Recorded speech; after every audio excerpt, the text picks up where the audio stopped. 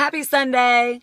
It's Sarah, and today I'm just going to get right to the point. God just wants me to talk about the concept of not settling, and specifically in regards to relationships. And so this is for two different kind of women out there.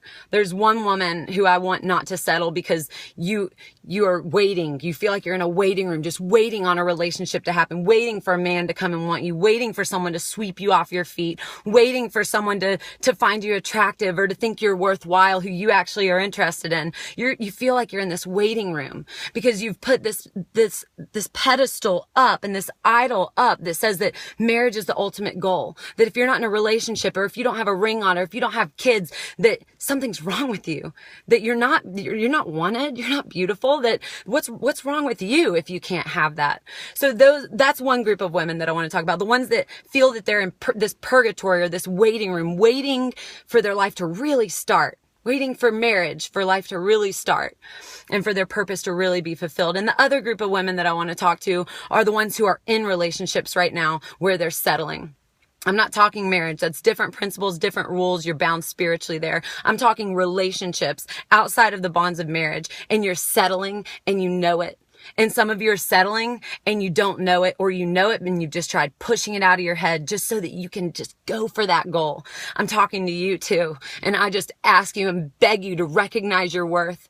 And you may have a good thing and you may have a great guy and he might be everything that you would want on paper. But there is that voice in your spirit that says, no, this isn't him. This isn't him.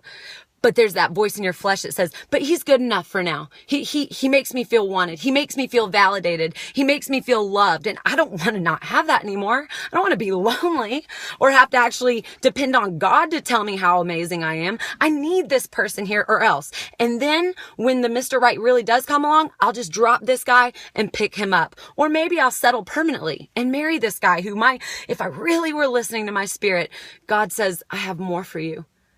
Get out of that relationship.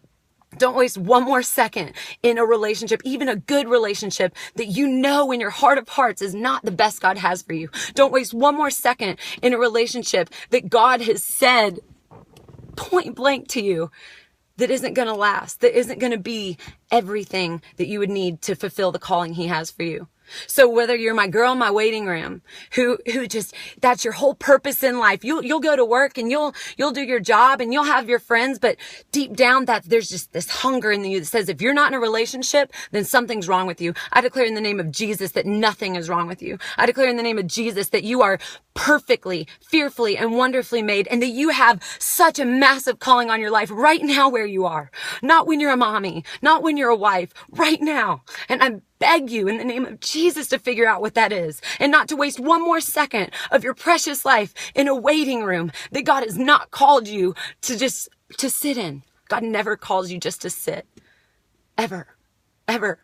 Not rest, but just sit and wait for a man. He won't give you that. And for my girls who are in a relationship that you know that you don't need to be in, I beg you, get out of it. Don't wait until your heart's broken by that person or by that situation to recognize that, oh man, maybe I should have listened to my spirit. There is more for you. And if you will have the strength and the courage and the audacity to just stand boldly and embrace and fall in love with who you are, not be dependent on a man or affirmation to know your worth, your life will change. And God will bring that man, if it's in his will, to you, because your life has so much purpose in and of itself that man of God that he has for you will not be able to avoid being drawn into who you are. Because there's nothing more attractive than a woman who is completely confident in who they are and in how loved they are and is seeking no validation, up, down, side to side, eyes fixed on Jesus. Nothing's more beautiful than that. I pray you know your worth.